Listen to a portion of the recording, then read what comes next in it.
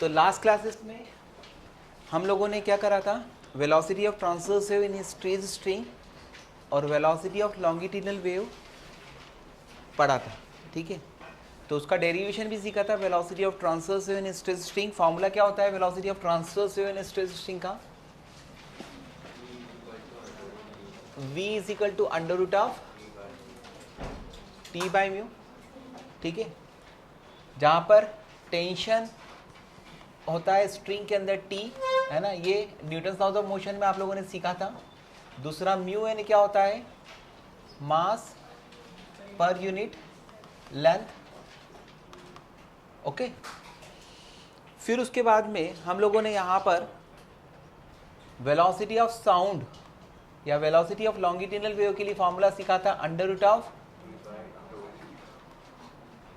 Gamma P by row.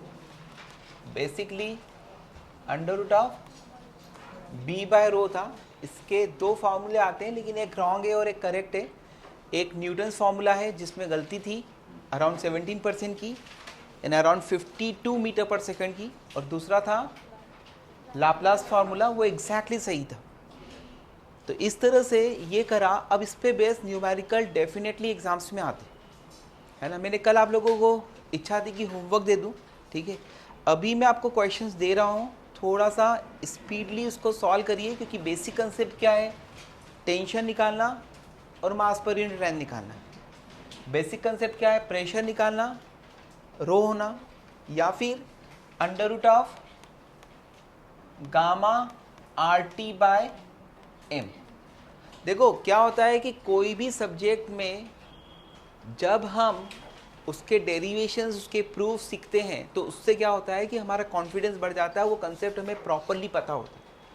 Normally ये आदत है लोगों की, नीट में फार्मूले लर्न करा दो, तो फार्मूले लर्न कराने से वो उतने कंसेप्ट्स क्लियर नहीं होते हैं। इसीलिए मैं हर एक डेरिवेशन को बताता हूँ। वो डेरिवेशन सीखने के बाद में आप लोग जब देखते हो ना कि एग्ज़ाम जो है वो क्या रहती है, उसमें अनसीन चीज़ें रहती है, सरप्राइजेस रहते हैं, और वो सरप्राइजेस से ओवरकम कब हो पाते हैं, जब हम कंप्लीट होते हैं। और कंप्लीट कैसे हो पाओगे आप, इनके डेरिवेशंस को प्रॉपरली समझ कर, ठीक है। चलिए अभी यहाँ पर क्वेश्चन जो है वो बनाता हूँ, और क्वेश्चन में क्वेश्चन नंबर 1 and 2 and 3 ये साथ में देता हूँ, आप अटेम्प्ट करिएगा, फिर अपन एक के बाद एक डिस्कस करेंगे। क्वेश्चन नंबर 1 जो है वो आप मेरे साथ साथ बना सकते हो, ओके। एकदम सिंपल क्वेश्चन बना रहा हूँ। ये ब्लॉक का मास है 4 kg, इस ब्लॉक का मास है 6 kg, इस वायर का लेंथ है 2 मीटर, और इसका मास है 10 ग्राम। इस वायर का लेंथ है 2 मीटर और इसका मास है 20 ग्राम। आगे समझिए, आपको यहाँ पर इस स्ट्रिंग में वेलोसिटी ऑफ ट्रांसवर्स वेव निकालनी है, और इस स्ट्रिंग में भी वेलोसिटी ऑफ ट्रांसवर्स वेव निकालनी। कंसेप्ट ये होगा कि टेंशन निकालना पड़ेगा और मास पर यूनिट लेंथ निकालनी पड़ेगी। यूनिट का ध्यान रखना, क्वेश्चन सिंपल है, यूनिट का ध्यान रखना, बहुत ही बेसिक क्वेश्चन है ना। दूसरा क्वेश्चन भी मैं आपको दे रहा हूँ, ये क्वेश्चन बहुत अच्छा है, ध्यान रखिएगा, इसको सॉल्व करिएगा। तो यहाँ पर दूसरे क्वेश्चन में ये एक वायर है, okay, and mass of wire जो है वो कितना है, स्मॉल m है, इसकी लेंथ l है। तो एक चीज आती है म्यू, यानी क्या, मास पर यूनिट लेंथ, वो क्या होगा, m/l। ये पूरे वायर का क्या है, यूनिफॉर्म, करेक्ट। यहां पर क्वेश्चन ये है कि यहां से x डिस्टेंस पर है ना, इस एंड से x डिस्टेंस पर आपको क्वेश्चन नंबर 1 है, फाइंड करना है velocity of the wave transverse as a function of x। This is the question number 1, है ना, x डिस्टेंस पर वेलोसिटी निकालना है, ये क्वेश्चन नंबर 1 है। क्वेश्चन नंबर 2 जो है वो यह है कि अगर एक वेव, ये कंसेप्चुअल क्वेश्चन है, ध्यान रखना, when a wave travel from end A to end B, अगर एक वेव यहाँ पर क्रिएट करते हैं, है ना, ए से बी की तरफ ट्रैवल करती है, इस एंड से उस एंड तक जाती है, ये क्वेश्चन पे क्वेश्चन बनते हैं, ये कंसेप्ट है। तो when a wave travels from end A to end B, then comment on lambda frequency and velocity of the wave। वो वेव की लोअर पर लैम्डा होगा, फ्रीक्वेंसी एफ होगा और वेलोसिटी वी होगा, तो ऊपर जाने पर इस पे क्या फर्क पड़ेगा, ये कंसेप्चुअल क्वेश्चन करके आ जाएगा आपको, समझा। तीसरा क्वेश्चन है find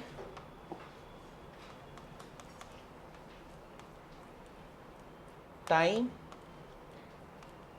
taken by a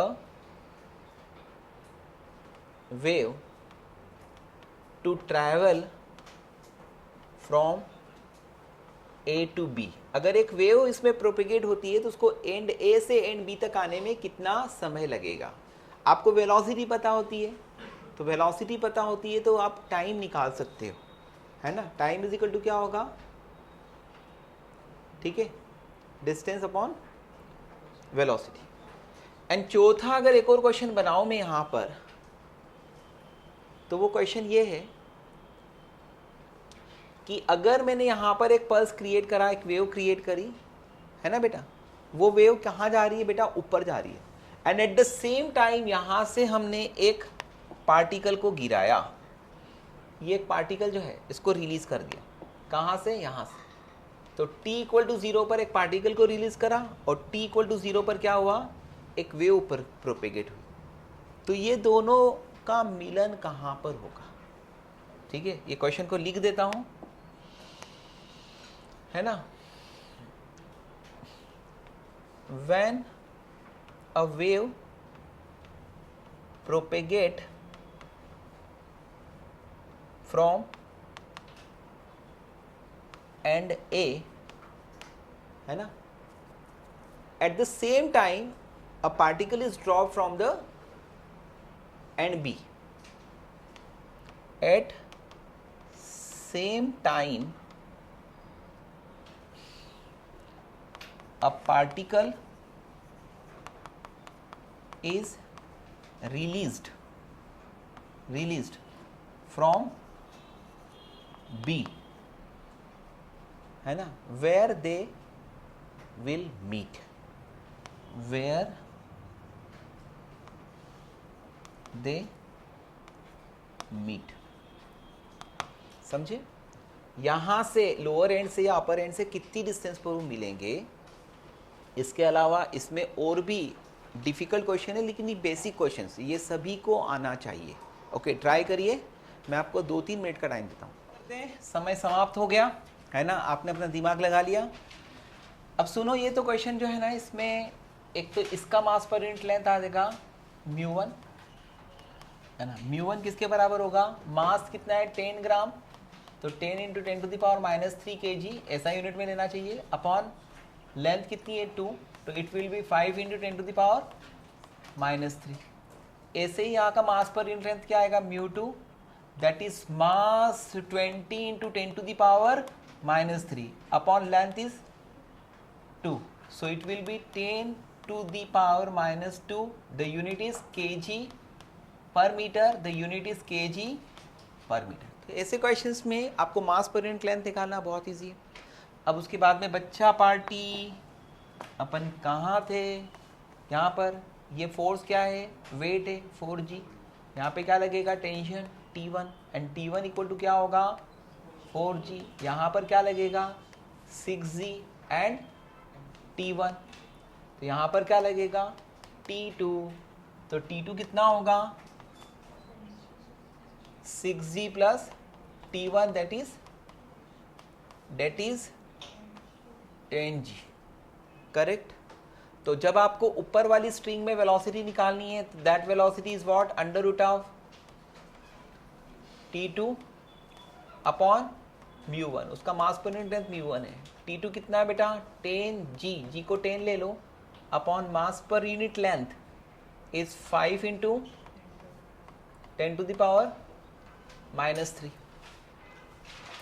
it will be 2, it will be 10 to the power 4, तो क्या होगा 10 टू द पावर 4 का स्क्वायर रूट 100 रूट 2 यानी 141 मीटर पर second is V1 and V2 ऐसा तो बोल देना चाहिए सर कर लेंगे, लेकिन मैं ईमानदार हूँ, it is T1 upon μ2। T1 क्या है बेसिकली 40 न्यूटन अपॉन μ2 कितना है 10 टू द पावर -2, तो ये कितना आ रहा है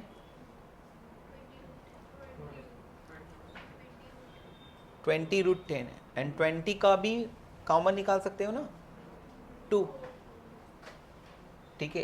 तो ये आ रहा है 4000 को हम लिख सकते हैं 400 इंटू 10, 400 का स्क्वायर रूट 20 रूट 10, चलो यही लिख देते हैं मीटर पर सेकंड।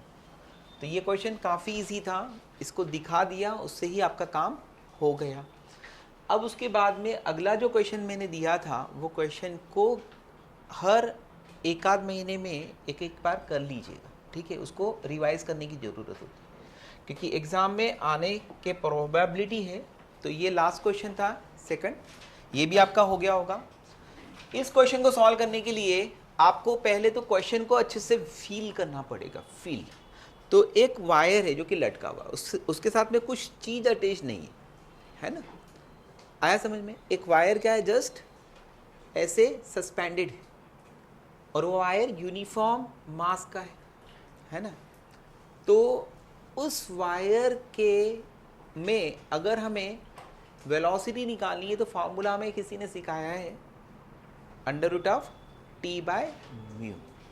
बेसिकली आपको मैंने इलास्टिसिटी में कंसेप्ट पढ़ाया था कि जब कोई वायर सस्पेंडेड होता है तो breaking of wire due to its own weight, वो कहाँ से ब्रेक होता है उसके एकदम टॉप से, ओके। और एक और कंसेप्ट सिखाया था कि stretching of the wire, increase in length of the wire due to its own weight. तो उसमें क्या होता है पूरे के पूरे वायर का कंट्रीब्यूशन होता है और उसमें एक इंटीग्रेशन मेथड करके अपन ने सॉल्व किया था।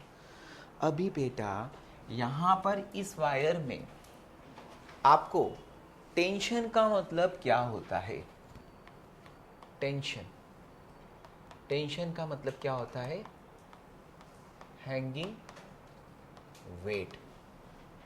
टेंशन का मतलब क्या होता है हैंगिंग वेट। तो व्हेनेवर आपको यहाँ पर टेंशन निकालना है मित्रों, टेंशन एट डिस्टेंस x, तो इसका लटके हुए वेट का निकालना पड़ेगा, ओके।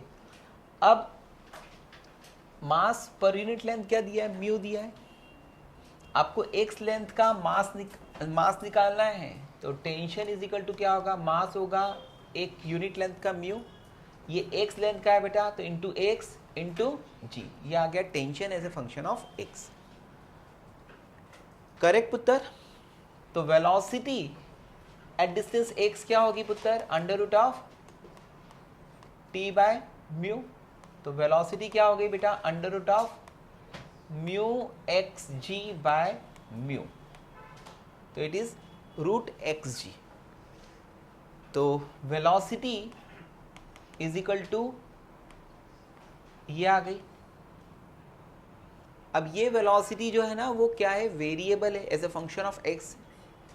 जब वेरिएबल है तो हमें और अलर्ट हो जाना चाहिए, है ना। पहला आंसर हो गया, ये आंसर नंबर 1 आ गया। अब उसके बाद में उसने बोला है when wave travel from end A to end B then comment on lambda frequency and velocity. बहुत सुंदर क्वेश्चन। अगर तूने यहाँ पर एक वेव जनरेट करी, समझो, वो वेव जब ऊपर पहुंचेगी ना तो which quantity will remains unchange, frequency. आपको मैंने चिल्ला चिल्ला कर समझाया था कि फ्रीक्वेंसी जो है वो किसके ऊपर डिपेंड करती है, सिर्फ सोर्स पर। It is independent of medium, it will remains unaffected due to reflection and refraction पुत्र। तो कहने का मतलब ये है कि यहाँ पे फ्रीक्वेंसी एफ होगी तो ऊपर पहुंचने पर भी फ्रीक्वेंसी क्या होगी, एफ होगी।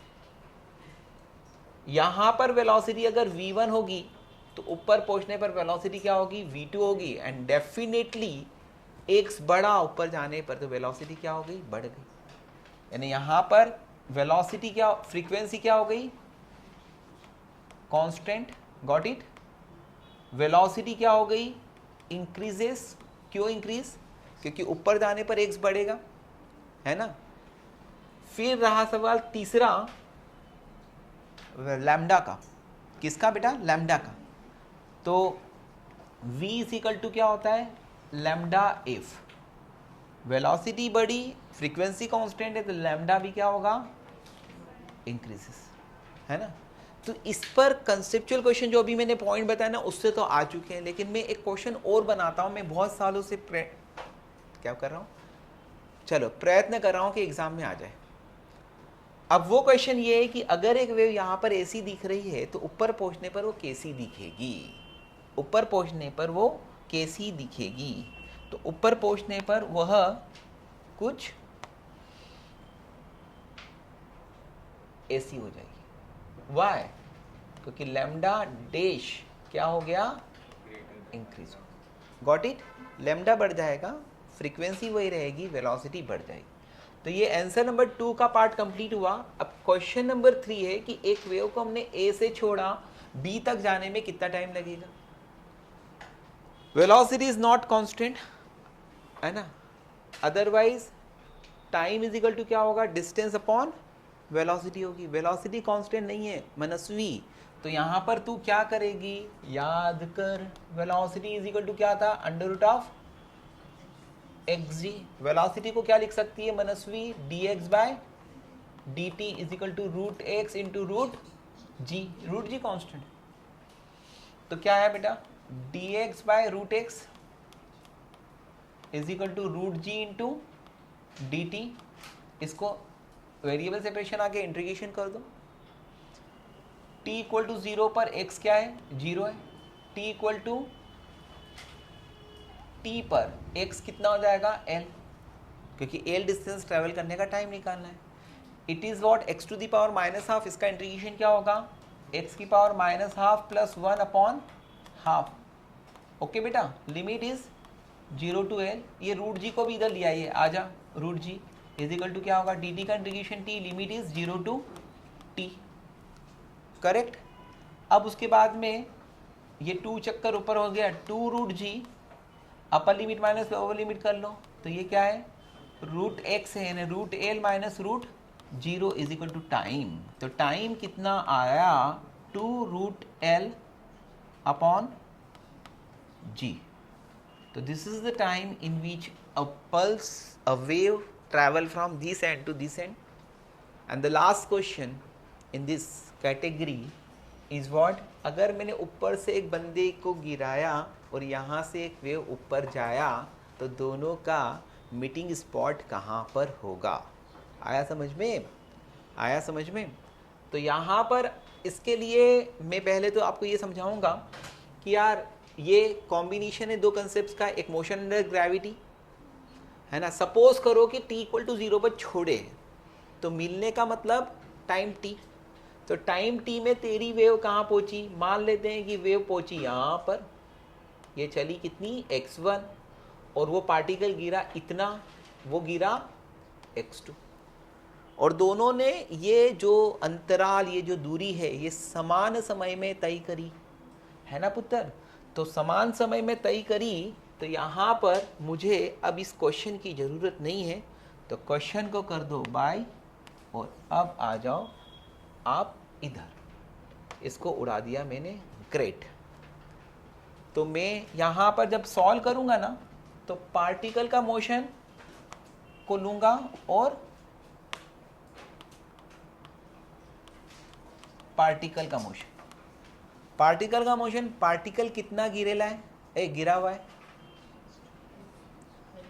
x2 लिख दे। कितने टाइम में गिरा, t टाइम में। तो x2 क्या होगा, motion under gravity is equal to s is equal to ut plus half at square, u is 0 plus half acceleration is g, t square is t square. समझा? बस particle को भूल जाओ। अब आ जाओ हमारी वेव के लिए। तो ये आ गई हमारी वेव।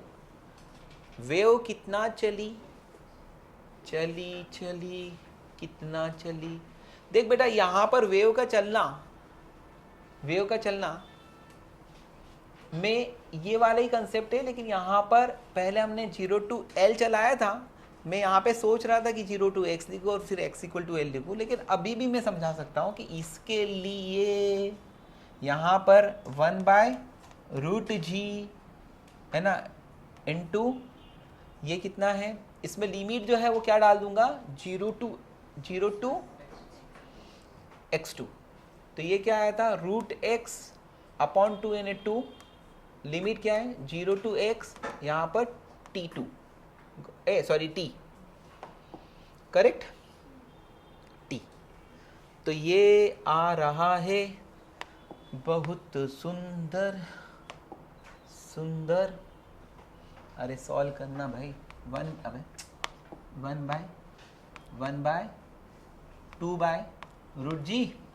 2/√g बोल, √x is equal to t। फिर क्या आ जाएगा, x is equal to x नहीं, x की जगह क्या लिखना पड़ेगा, x1। तो x1 इज इक्वल टू, इसका स्क्वायरिंग करना पड़ेगा, t स्क्वायर g/4। ठीक। अब ऐसे तो दिख रहा है मुझे, तुम्हें भी दिख रहा होगा, है ना, आगे सभी के पास में x2 is equal to half G T square है और x1 is equal to 1/4 G T square है। टी स्क्वायर इंटू जी लिखने से फर्क नहीं पड़ेगा। तो इसका मतलब जो दोनों डिस्टेंसेस ट्रेवल कर रहे हैं ना टी टाइम में, उनका रेशियो क्या है, 1:2 है। मतलब इधर से जो वे ऊपर जा रही है वो 1 चल रही है, तो ऊपर से जो गिर रहा है वो 2 चल रहा है। तो आंसर खत्म यार। क्यों? क्योंकि टोटल लेंथ L है। टोटल लेंथ का ये 1/3 पार्ट चलेगा, तो ये कितना चलेगा, 2/3 पार्ट। और इसका मतलब क्या है, दोनों का मिलन कहां पर होगा, एंड से L/3 डिस्टेंस पर। तो यहां पर आंसर क्या आएगा, एंड से, देखो से नहीं लिखना आ रहा है, देखो से, अबे एंड से L/3, दिस इज आंसर। चलो हो गया, खत्म। इस टाइप के क्वेश्चंस में बहुत वैरायटी होती है और ये वैरायटी जो है आपको समझना पड़ेगी, बहुत मस्त होते हैं। यानी कि इस टाइप के क्वेश्चंस अगर मैं तुम्हारी एज में होता और मुझे डीपीपीस में 25-30 क्वेश्चन भी मिलते ना, तो मैं पूरी जान लगा के सॉल्व कर लेता। ठीक है, आया समझ में? तुम्हारी जान पता नहीं किसके लिए लगी है। ठीक, तो अपनी जान को बचाओ और इधर लगाओ। ठीक है, तो कविश अगला क्वेश्चन जो है वो बड़ा अच्छा है बेटा। एक चीज मैंने देखी है कि मुझसे सीधी रेखा सीधी नहीं बनती, लेकिन टेढ़ी सीधी बनती। देखो ये टेढ़ी सीधी बनी है ना, और सीधी को सीधी बनाने में बहुत ज़्यादा तकलीफ आती है। अभी इसको हटा देता हूँ, टेढ़ी, उसको भी हटा देता हूँ। अब अगेन एक बार ट्राई करता हूँ सीधी रेखा को सीधी बनाने की। बन गया। ठीक है, थोड़ा सा फोकस हो जाओ तो बन जाती है। ठीक, अब क्या होता है कि एक रेखा, सॉरी ये एक वायर है, हाँ ओके, नहीं तो कुछ और जान वाली आ जाती, रेखा जान। तो कुल मिलाकर यहाँ पर ये स्ट्रेट लाइन, ये वायर है, लेकिन इस बार वायर का मास पर यूनिट लेंथ जो है वो वेरिएबल है। पिछली बार क्या था, यूनिफॉर्म मास डिस्ट्रीब्यूशन था। बेटा बहुत अच्छा क्वेश्चन है, बहुत अच्छा क्वेश्चन है। तो यहाँ पर, यहाँ से पुत्र एक्स डिस्टेंस पर मास पर unit length is equal to है म्यू नॉट इंटू एक्स। समझा तू? यानी जैसे जैसे एक्स बढ़ेगा वैसे वैसे मास पर यूनिट लेंथ बढ़ेगा। और इसकी टोटल लेंथ क्या है पीछे वालों? एल है ना, एल लेंथ। मेरा क्वेश्चन यहाँ पर क्या है? पहला कि velocity as a function of X निकालना है, ये पहला क्वेश्चन है। और दूसरा क्वेश्चन क्या है? दूसरा क्वेश्चन क्या है कि यहाँ पर टाइम निकालना है, कहाँ से?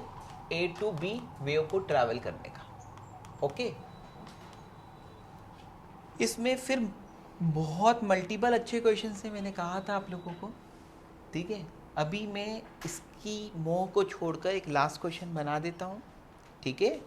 तो लास्ट क्वेश्चन आ रही है तुम्हारे सामने, ये क्वेश्चन है ऐसी। इस क्वेश्चन में यहाँ पर है, इस टाइप के क्वेश्चन हमने इलास्टिसिटी में पढ़े थे, है ना, इलास्टिसिटी में पढ़े हैं बेटा ऐसे क्वेश्चन। तो यहाँ पर ये दो वायर्स हैं ए और बी, दो वायर्स ए और बी।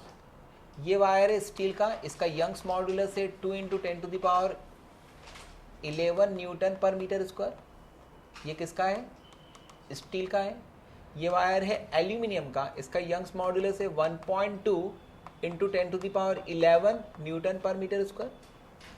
ओके, इस वायर का एरिया ऑफ क्रॉस सेक्शन है 1 सेंटीमीटर स्क्वायर। इस वायर का एरिया ऑफ क्रॉस सेक्शन है 0.8 सेंटीमीटर स्क्वायर। दोनों की लेंथ क्या है? सेम है। दोनों की लेंथ क्या है? सेम है। दोनों में मास पर यूनिट लेंथ में डायरेक्ट ही दे देता हूँ, क्योंकि दोनों की लेंथ दी है तो दोनों के मासेस देकर मास पर यूनिट लेंथ दिया जा सकता था। लेकिन इसका मास पर यूनिट लेंथ जो है वो 10 ग्राम पर मीटर है। ओके, और इसका मास पर यूनिट लेंथ जो है वो 15 ग्राम पर मीटर है, 15 ग्राम पर मीटर। अब क्वेश्चन यहाँ पर एक और चीज़ आती है कि यहाँ पर मैंने 1000 न्यूटन का फोर्स लगाया, ये मासलेस रॉड है, 1000 न्यूटन का फोर्स लगाया, तो दोनों में क्या होंगे? डिफरेंट टेंशन्स क्रिएट होंगे, है ना। इस तरह से 1000 न्यूटन का फोर्स लगाया कि दोनों में stress in wire A is equal to क्या होगा? Stress in wire B. दोनों में सेम स्ट्रेस प्रोड्यूस हो रहा है। तो आपको फाइंड आउट क्या करना है कि यहाँ पर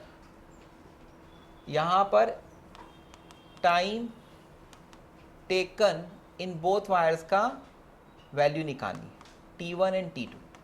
यानी दोनों वायर्स में वेव को एक एंड से दूसरे एंड तक जाने में जो टाइम लग रहा है उसका वैल्यू निकालना है। तो this is not difficult problem. इस क्वेश्चन को एक और मॉडिफाइड करके ये बोला जा सकता है कि दोनों में सेम स्ट्रेन प्रोड्यूस हो रही हो तो टाइम का रेशियो क्या होगा। तो ये और अच्छा क्वेश्चन है, लेकिन सिंपल है, ऐसा डिफ़िकल्ट बिल्कुल भी नहीं है। आप लोगों को सिर्फ अपना सारे नॉलेज को फोकस करके पेन चलाने की ज़रूरत है। करिए ट्राई दोनों, फिर मैं करता हूँ सर।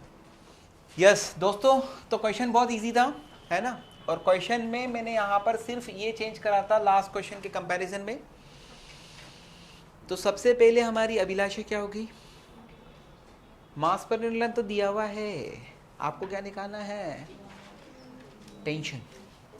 आपको क्या निकालना है? टेंशन। तो टेंशन यहाँ पर पिछली बार चूंकि यूनिफॉर्म मास कंपोजिशन था तो टेंशन निकालना इजी था।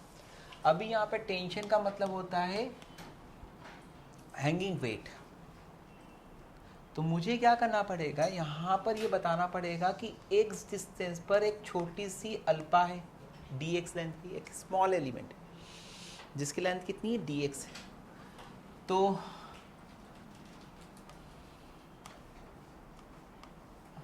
यहाँ पर मुझे मास निकालना है, तो चलो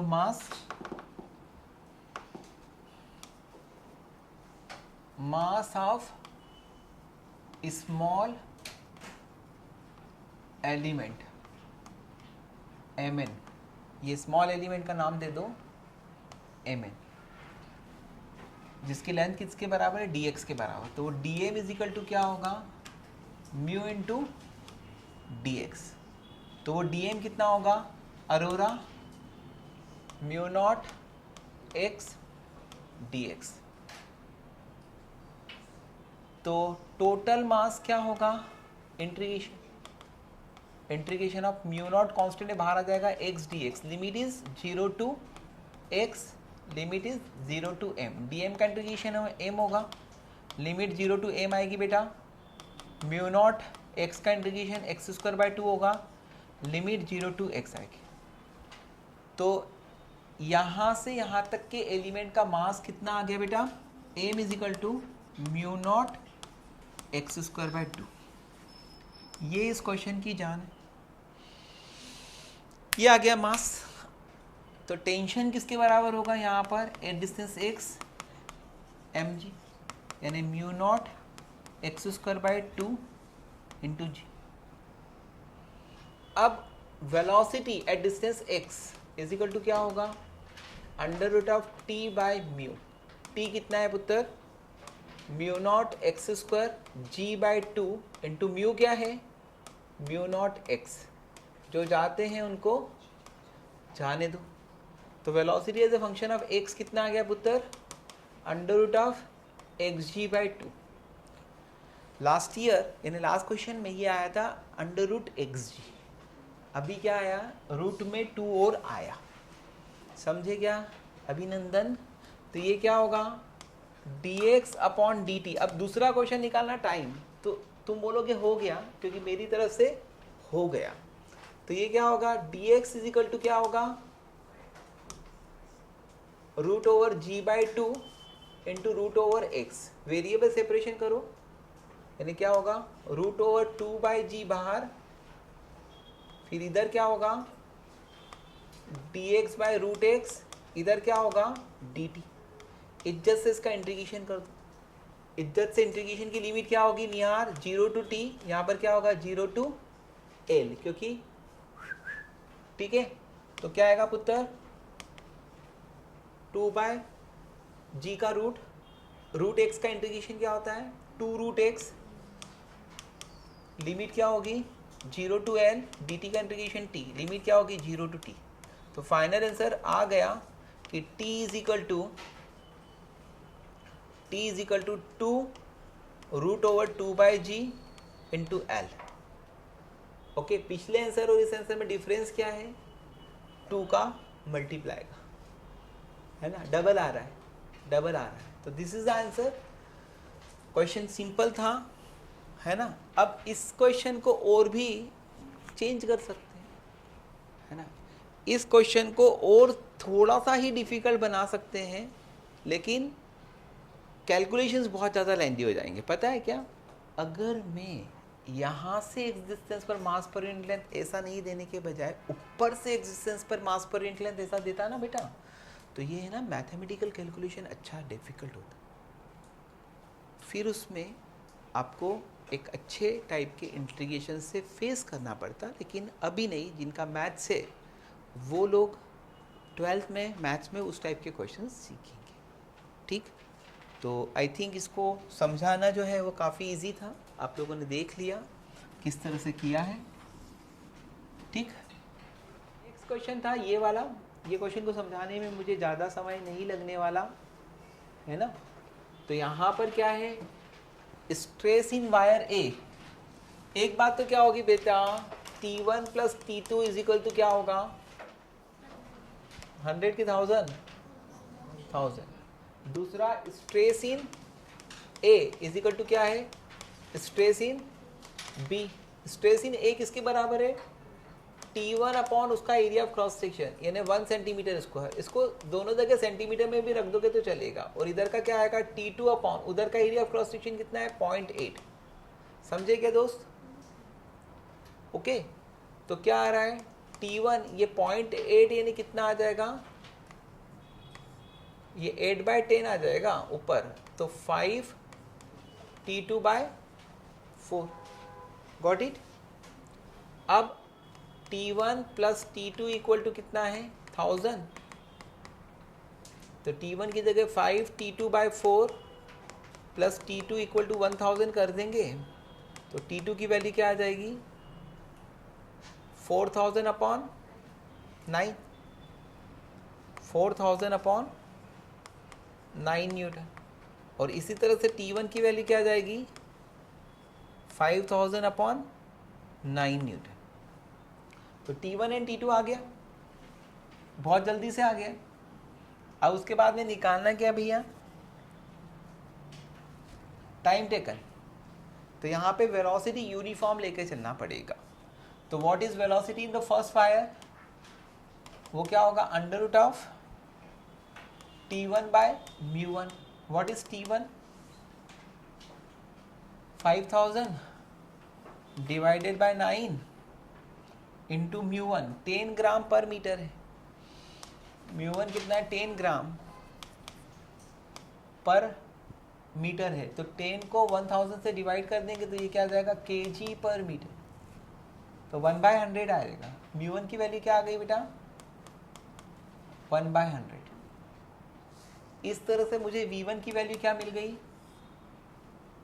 ये 50 इंटू 10⁴ अपॉन 9। ठीक है, तो 10⁴ का स्क्वायर रूट 10⁻², 9 का स्क्वायर रूट 3 और रूट 50 है यानी कितना 5√2। ठीक है, ये आया बेटा v1 और v1 आ गया तो टाइम t1 जो होगा वो क्या होगा time is equal to distance upon velocity. Distance क्या है 1 अपॉन वेलोसिटी कितना आ रहा है 500√2 अपॉन 3। इस तरह से आपको टाइम निकलेगा T1। जैसा मैंने T1 निकाला वैसा ही T2 भी निकाल सकते हैं। ठीक है, इसको कॉपी कर लीजिए।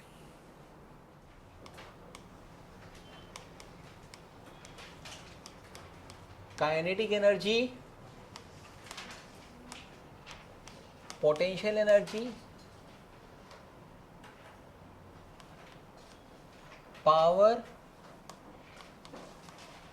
Intensity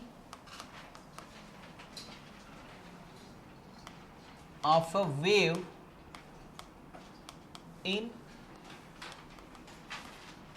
stressed string।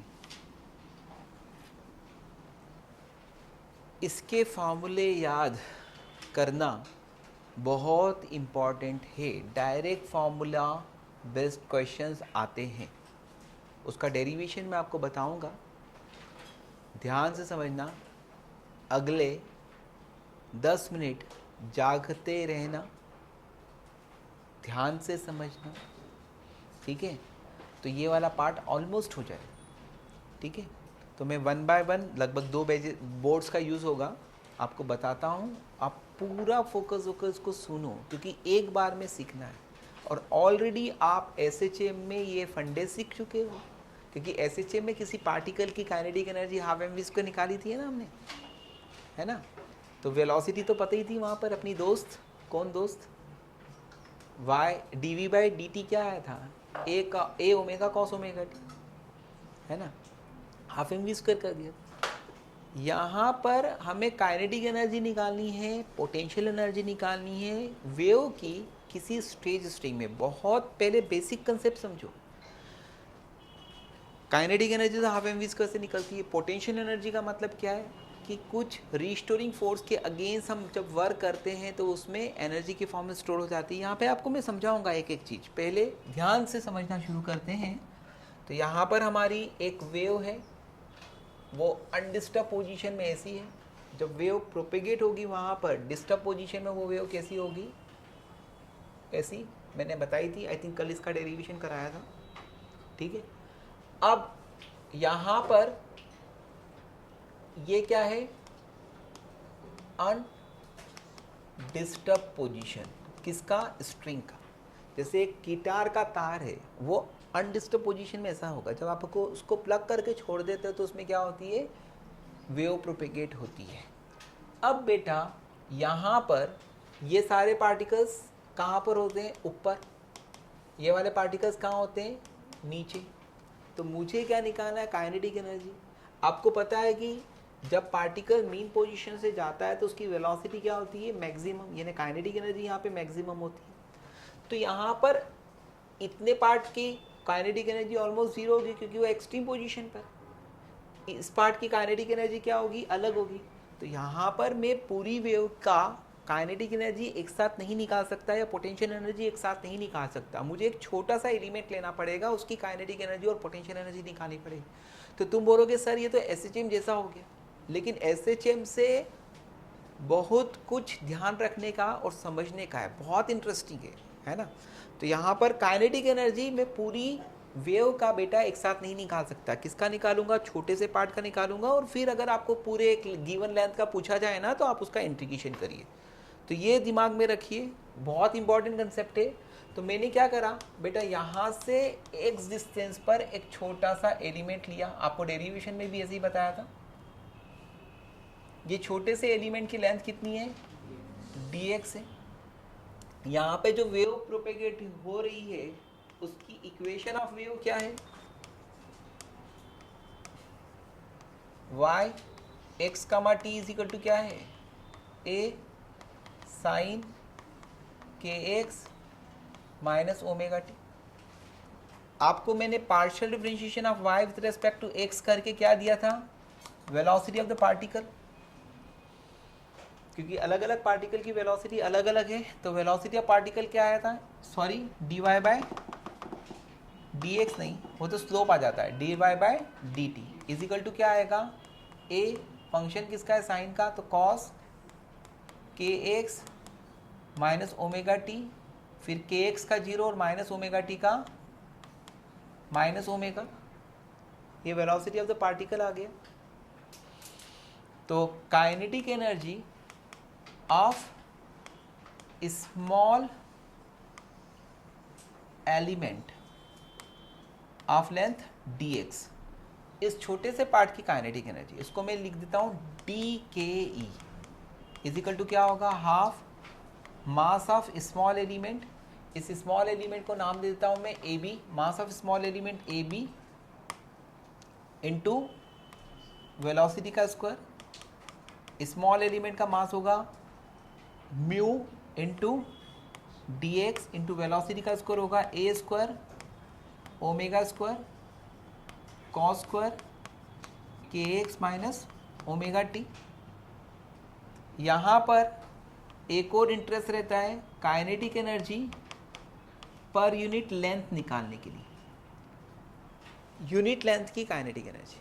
Kinetic energy तो ये है, लेकिन kinetic energy per unit length की निकालने में एक और इंटरेस्ट रहता है, तो वो आएगा half mu omega square A square, half mu omega square A square cos square K X minus omega T. इस फॉर्मूले को डाल दूं प्यारे से डब्बे में, half mu omega square A square cos square K X minus omega T. कुछ नहीं, बहुत हैबिट हो जाती है, यानी ऐसा हो जाता है कि नींद में भी हम बोल पाए।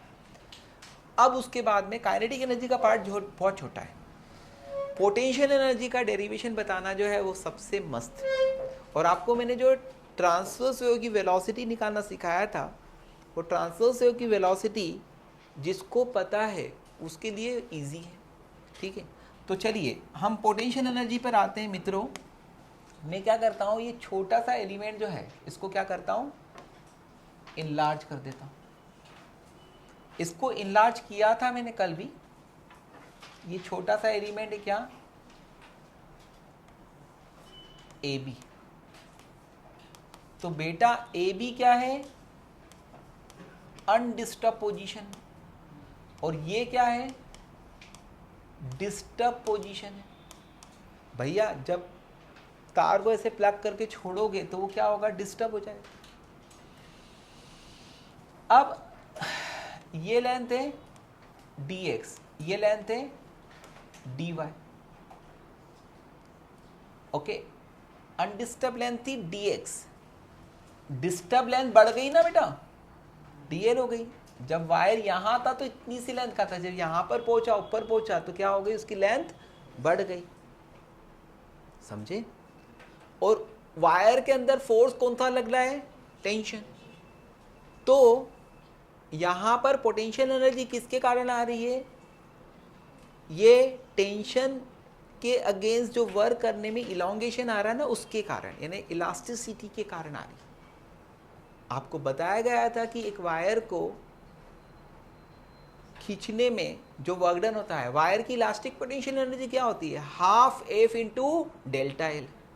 याद आ रहा है इलास्टिसिटी का, है ना? क्यों? क्योंकि वहां पर एवरेज फोर्स लिया जाता है, क्योंकि वायर में जो फोर्स लगता है पहले जीरो लगता है, जब आप डेल्टा एल एलोंगेशन कर देते हैं तो फोर्स एफ लगता है, तो वहां पर एवरेज मेथड से बताया। यहां पर हमारे एजम्पशन में क्या है कि टेंशन यूनिफॉर्म है।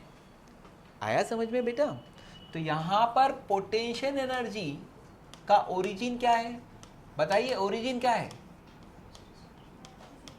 इलास्टिसिटी के कंसेप्ट से, है ना? वर्क डन जो यहां पर टेंशन के अगेंस्ट करने, इलॉन्गेशन करने में लगा है, वो है।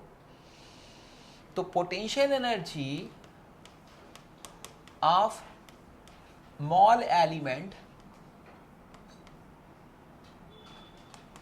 है ना, ए बी, इस स्मॉल एलिमेंट ए बी की पोटेंशियल एनर्जी क्या होगी बेटा?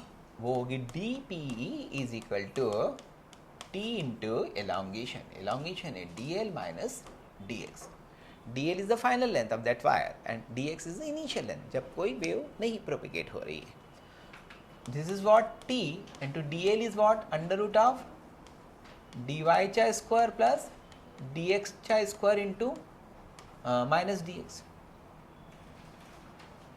So it is what t into dx is common in the bracket under root of 1 plus dy upon dx चा whole square minus 1. ठीक? अब उसके बाद में थोड़ी रंग बदलते हैं इस रंग बदलती दुनिया में, है ना? पोटेंशियल एनर्जी निकालना जरूरी है। तो डी पी ई यानी potential energy of small element ये आया। अब मुझे याद आ रही है मैथ्स के बाइनोमियल थ्योरम की। तो 1 plus something to the power 2 की पावर हाफ का बाइनोमियल थ्योरम से एक्सपेंशन क्या होगा? 1 प्लस पावर फिसल कर आगे आ जाएगी half D Y upon D X का square plus higher power of D Y by D X, इसको इग्नोर करेंगे, एंड फाइनली -1, है ना? तो डी पी ई क्या ये पुत्र, है ना, टी डी एक्स, है ना? ये 1 से 1 खींच है ना, है ना? हाफ, है ना, D Y by D X यानी partial differentiation of Y with respect to X का स्क्वायर, है ना?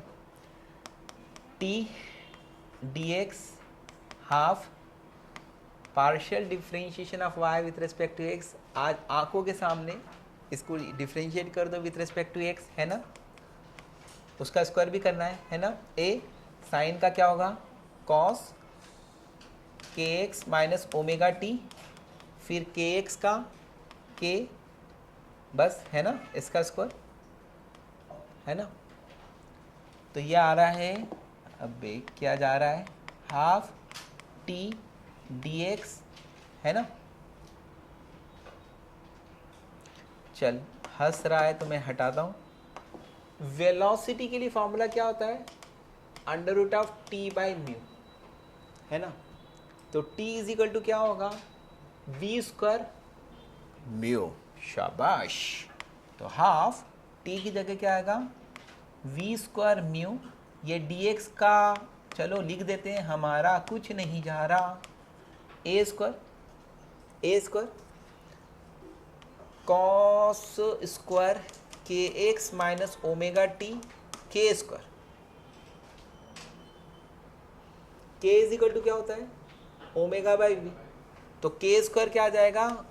Omega square by V square. चाटा पड़ा तो मुझे कुछ दिखा, और वो दिखने वाला है potential energy per unit length is equal to half, तो दिख रहा है, म्यू भी दिख रहा है, ओमेगा स्क्वायर भी दिख रहा है, ए स्क्वायर भी दिख रहा है, cos square K X minus omega T भी दिख रहा है।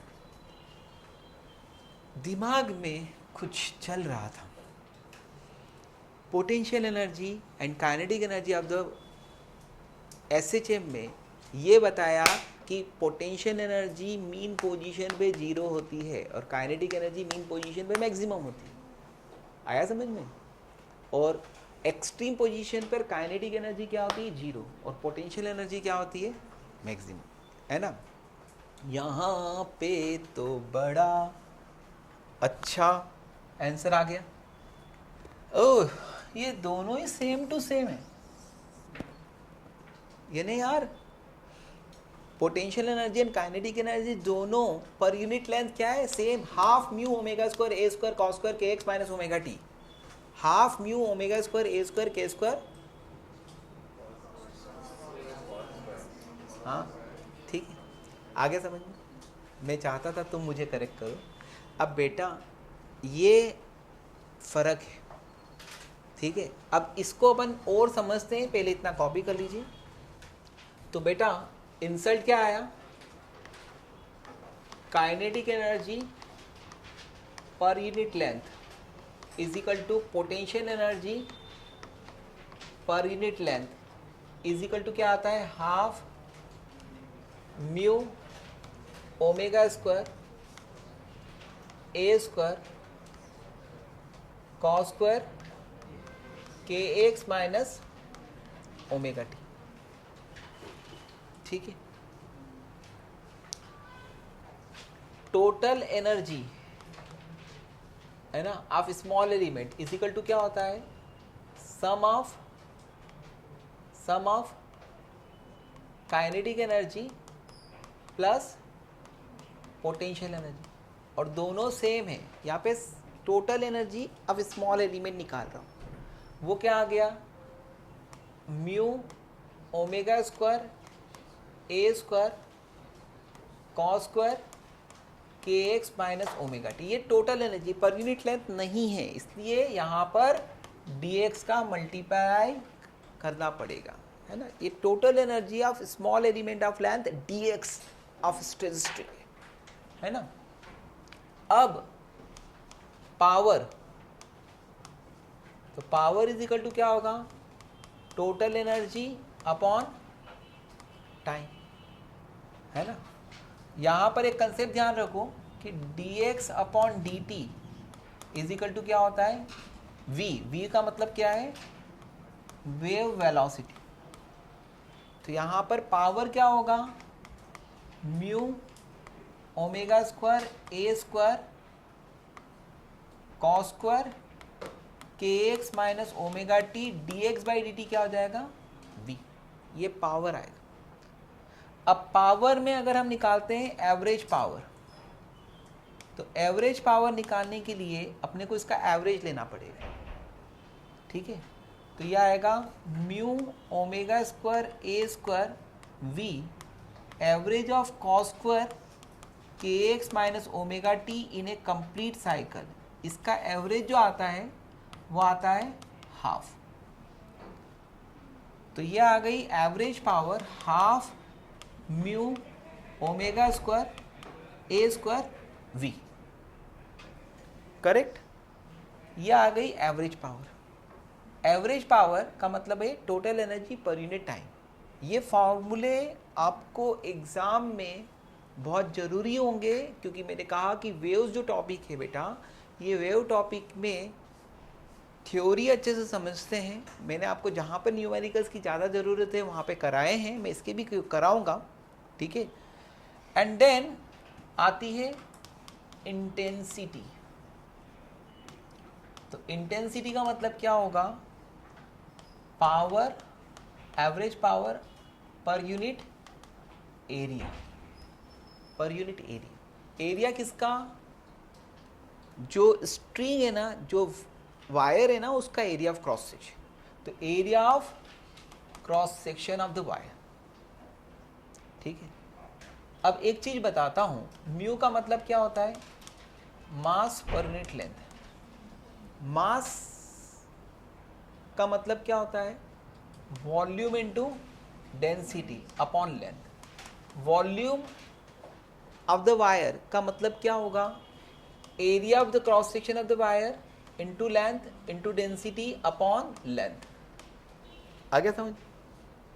तो जो वायर था हमारा ये, इसका एरिया ऑफ क्रॉस सेक्शन कितना है, ए नॉट, ए एम्पलीट्यूड है और ए नॉट उसका एरिया ऑफ क्रॉस सेक्शन है। तो यहाँ पर इंटेंसिटी इज इक्वल टू क्या होगा, एवरेज पावर क्या आया, half mu omega square A square V upon area of cross section A not. इसमें म्यू की जगह हम क्या लिख सकता है, A not rho, rho is what, density of the wire, तो ये आ जाएगा half rho omega square A square V, ये है इंटेंसिटी। एंड आगे ये मैंने किस में बताया, स्ट्रेस स्ट्रीम में। The same formula are applicable for longitudinal wave also, लेकिन वहाँ पर फॉर्मूला ये है, उसको हमको मॉडिफाइड करके उसकी टर्मिनोलॉजी में कन्वर्ट करना पड़े, समझे? तो this is the formula for what, intensity, power, total energy, potential energy, kinetic energy of small element. इस पे जेई एडवांस में क्वेश्चंस जो आते हैं वो थोड़े से अच्छे रहेंगे, लेकिन नीट में जो क्वेश्चंस आते हैं वो क्वेश्चंस डायरेक्ट फार्मूला बेस्ड हों, तो ये फार्मूला उनको लर्न करना मस्ट है, यानी कि वहाँ पर किसके प्रोपोर्शनल है ये भी अगर आपके दिमाग में बैठता है ना तो आपका क्वेश्चन सॉल्व होता है। लेकिन अगर मैं यहाँ पर जेई एडवांस के हिसाब से बात करूँगा, तो अगर मैं ये बोलता हूँ कि एक लूप में यानी यहाँ से यहाँ तक की डिस्टेंस में जिसकी लेंथ कितनी होगी λ/2, यहाँ पे टोटल एनर्जी क्या होगी, तो you have to what, integrate it and then आपको आंसर मिलेगा। तो अपन अगली क्लासेस में इसके कुछ क्वेश्चंस को डिस्कस करके फिर principle of superposition of waves करेंगे। आपको थ्योरी मटेरियल दिया गया है सेशन वाइज, उसको पढ़ो, पढ़ कर आओ तो थोड़े से और ज़्यादा आपके आउटपुट्स अच्छे आएंगे, ठीक है।